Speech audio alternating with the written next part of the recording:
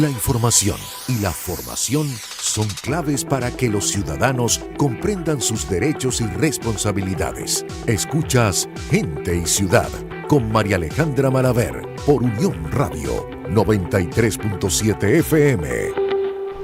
Y hacemos contacto y estamos, creo que en un destacado, ¿verdad? Estamos en un destacado ya de Mundo UR Regiones. Les va a quedar el enlace para compartir, porque hacemos contacto con la doctora Yolángel Hernández. La pueden ver en pantalla porque ahora la radio no solamente se escucha, sino que se ve. Ella es médico cirujano, máster en toxicología clínica, máster en prevención de riesgos laborales, docente universitaria. Su cuenta en redes sociales para que la siga, @Yolángel Hernández. Ahí lo tienen en pantalla quienes nos ven por Mundo UR Regiones. Se escribe con Y y luego con G, @Yolángel Hernández. Bueno, los riesgos por remoción de escombros, bueno, más allá de los riesgos para los quienes han quedado, ¿no? Porque hay muchas pérdidas humanas y nos solidarizamos en ese sentido, pero hay riesgos en la remoción de escombros y en la demolición, el manejo de quienes que se han quedado vivos. Ahí se piensa también en las excretas durante este tiempo de quienes han estado allí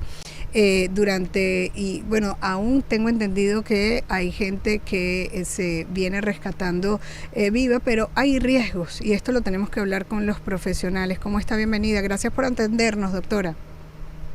Buenos días, un gusto saludarte, María Alejandra.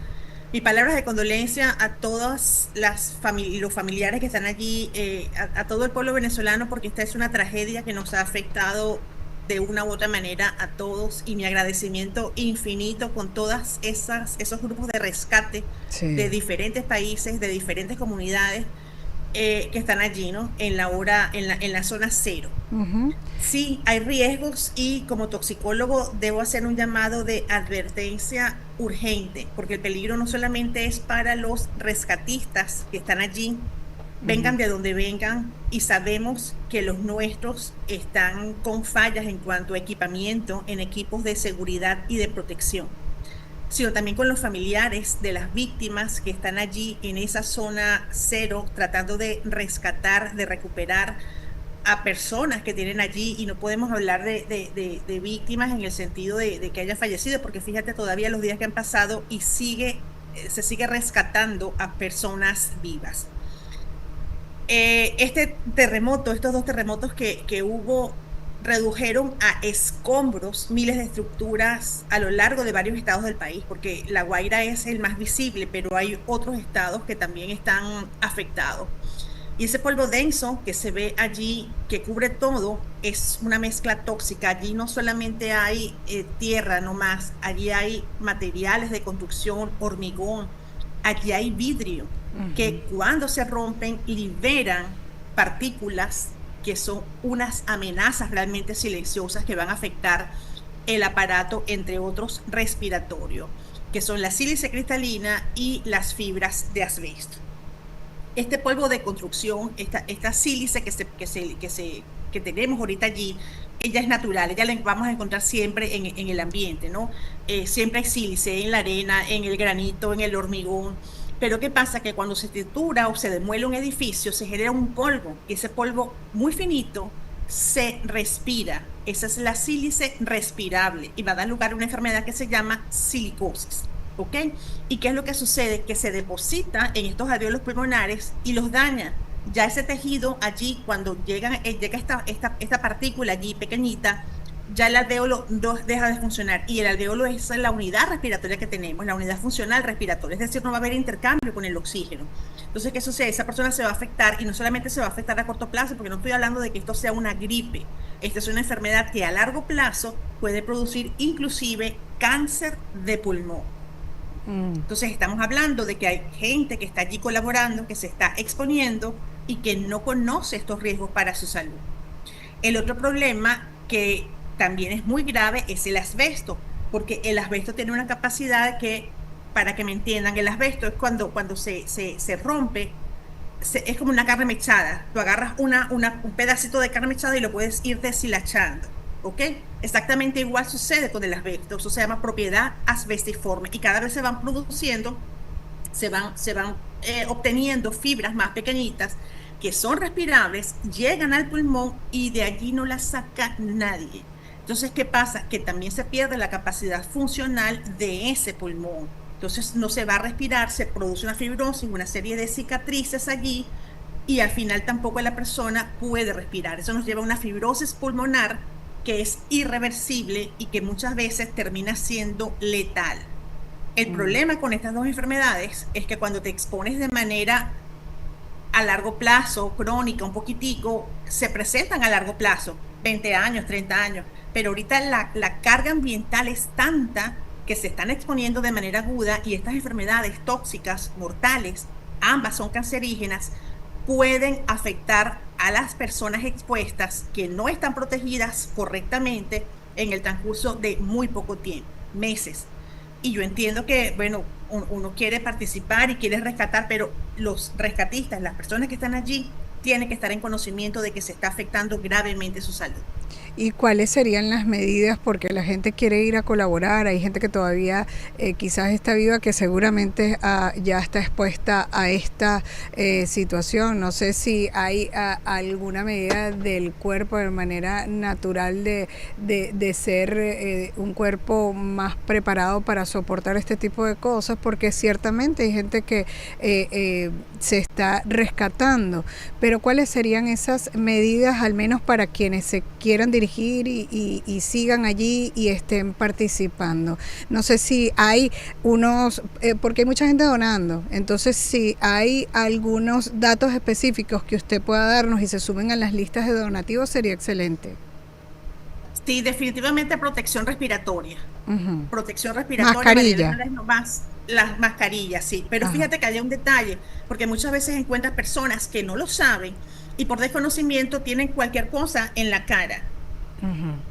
y no sirve un Sí, como paño un de tela, pañuelo, un paño de no tela, sirve, no no sirve. sirve ni siquiera una mascarilla, un tapaboca de esos que usamos en pandemia, no sirven. ¿Y cuál Tienen que es? ser mascarillas calificadas, tienen que ser mascarillas N95 mínimo, N99, N100. ¿Qué Ujú. significa ese N99, que son las recomendadas, y N100, que filtran el Ujú. 99% de las partículas? Porque mientras más bajo es el número, no filtra nada. Entonces la persona está respirando el mismo polvo. Tienes la sensación de que estás con un equipo de seguridad, pero no sirve porque las partículas se cuelan. Y lo otro que es importante, esa mascarilla debe estar adosada completamente a la cara de la persona. Si existe algún espacio mínimo, por allí también va a estar entrando esa partícula. Entonces estamos observando muchos rescatistas porque obviamente la gente no tiene tiempo de afeitarse, ¿verdad? Pero el vello facial obstaculiza el cierre hermético de la mascarilla. Entonces deberían ser mascarillas N99, mascarillas N100, con un perfecto ajuste a nivel facial para que no entre allí absolutamente ningún tipo de partícula que pueda ser inhalada, que pueda ser respirada. Esta ayuda debería ser canalizada a través de organismos, entes, equipos de voluntarios expertos que digan, mire, usted no puede estar con esto, o que efectivamente doten del equipo más adecuado. Deberían tener los que no están en zona cero, porque es muy difícil que te cubras con algún traje especial, con ropa que los protejan del polvo y que puedan quitarse antes de llevárselo a casa. Deberían haber duchas en esas zonas para que el rescatista, una vez culmine la labor, pueda bañarse, quitarse todas esas partículas que están allí, porque con eso se van caminando a su casa y ese polvo, ese microparticulado, esas partículas pequeñitas, se la están llevando a su casa. Entonces quieres ayudar y terminas contaminando a tu familia porque tu familia termina también respirando ese polvo. Y le, La recuperación de los escombros es fundamental porque se está viendo remoción de escombros, lo que yo veo en redes sociales, ujú, y tienen picos y pelas y se desata aquella nube de polvo. Los ujú. escombros deben retirarse humedecidos primero para que no se levante tanto polvo que no sea respirado. Allí no se puede comer, allí no se debe beber, allí no se debe fumar, porque todo esto hace que ese microparticulado ingrese al organismo. Entonces es una situación bien, bien compleja. Las manos tienen que estar permanentemente aseadas y tú ves cómo están esa gente trabajando, colaborando con la mejor intención del mundo, pero no puedes exponerte de esa manera porque tu salud se va a afectar. Se habla de gases generados por cadáveres, más allá de otros desechos, porque se habla de escombros, pero también hay otros desechos que eran pues de uso domiciliario, pues porque hay edificios que colapsaron con todos los enseres de las personas allí. Se habla de emisión de gases, que eso también es peligroso para la salud. ¿Qué decir desde el punto de vista de la recomendación? Porque es una realidad que está a la vista de todos. Mira, sí, la OMS es clara, ¿ok? Uh-huh. El hedor del cadáver no genera un riesgo inmediato para la salud si el área está expuesta, ¿ok? Es decir, no es El tema cerrado, es cielo abierto. Sí, a cielo Uh-huh. abierto, un cadáver que esté allí en descomposición no representa mayor riesgo el hedor, el olor, que es Uh-huh. característico de un cadáver por todas las sustancias que se producen, ¿ok? Ok. El peligro está cuando se está haciendo ese rescate en edificios en bajo techo, que el olor está concentrado porque allí sí tenemos partículas y tenemos sustancias que son muy tóxicas. Allí se libera amoníaco, allí se libera, por ejemplo, sulfuro de hidrógeno, que es característico porque huele a huevo podrido. Se Uh-huh. liberan aminas pútridas, que son las que causan ese olor característico del cadáver y pueden producir irritación ocular, pueden producir irritación respiratoria, pueden producir irritación a nivel de las mucosas, ¿ok?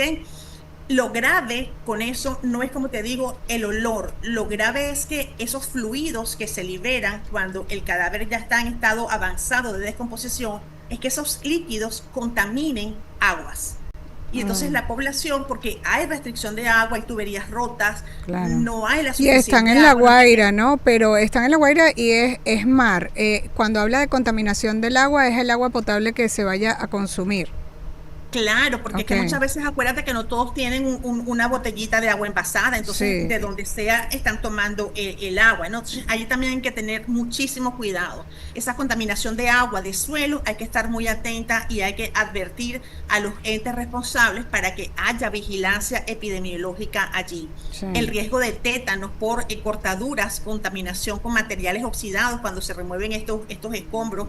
Ujú. Hemos visto estructuras que están colapsadas, pero que ya estaban en deterioro, Sí. ¿ok? Se ha Esto también especulado. tiene que ser atendido. Sí, se ha especulado también en las redes sociales sobre una posible pandemia por los cadáveres que están allí. Ya nosotros nos los ha aclarado la Academia, la Academia de la Medicina. Ahí no había enfermedad, esto son accidentes. Entonces, ¿qué nos puede decir usted desde el punto de vista profesional para un poco dar tranquilidad acerca de tantas bolas que irresponsablemente están corriendo en las redes sociales? Ratificamos la posición de la Academia Nacional de Medicina. Ujú. Evidentemente no es un problema biológico por algún tipo de contaminación. El problema es la descomposición natural de un cadáver que se supone que no tenía mayor tipo de enfermedad, no hay ningún tipo de riesgo biológico. El riesgo es en la descomposición que se contaminen aguas y suelos y puede afectarse el resto de la población. Y los rescatistas, las personas que están dentro de esos escombros, que están exponiéndose, como te digo, a amoníaco, a sulfuro de hidrógeno, que pueden resultar tóxicos. Lo grave y lo que preocupa, como te dije al inicio, es la exposición a sílice cristalina y al asbesto. Inclusive, por ejemplo, el asbesto, que es muy grave, tiene un periodo natural de utilidad. Ya después de 30 años, un techo de asbesto ya no sirve, ya no funciona. ¿Y qué sucede si además ese techo de asbesto estaba viejo allí, deteriorado y se derrumba? ¿Qué pasa? Como te digo, estas fibras son desprendidas al ambiente y eso es lo que se está respirando. Tienen que activarse protocolos adecuados para la retirada de este material con asbesto. En Eso ese está sentido, quería preguntarle, porque a todos los profesionales que hemos entrevistado le preguntamos acerca de protocolos, o sea, los desastres naturales ocurren. Yo sé que usted es máster en prevención de riesgos laborales, pero prevenir un desastre natural es difícil, aunque se dice que pues sí podemos estar preparados en materia de ingeniería de infraestructura, sí podemos estar preparados, pero no sé si existen protocolos quizás de la disposición, con el manejo para la disposición de estos desechos de manera segura y quizás preparación. No sé si ya hay protocolos internacionales donde se dice que el asbesto tiene este periodo de vida o que no debe utilizarse. ¿Qué decir al respecto?